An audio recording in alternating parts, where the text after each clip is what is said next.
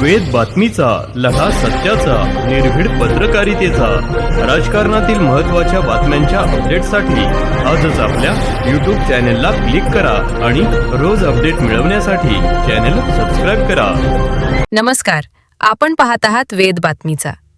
श्रीरामपूरमध्ये कायदा सुव्यवस्थेचा प्रश्न, नागरिकांचे पोलीस प्रशासनाला निवेदन.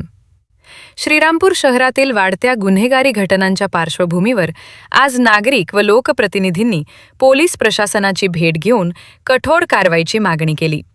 शहरातील जातीय सलोखा बिघडवून शांतता भंग करण्याचा प्रयत्न होत असल्याचा आरोप करत निवेदन देण्यात आले.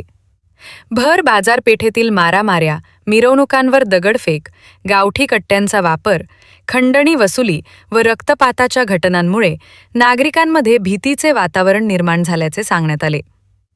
कायदा व सुव्यवस्था राखण्यासाठी तातडीने कारवाई करावी, अन्यथा आंदोलनाचा इशारा देण्यात आला.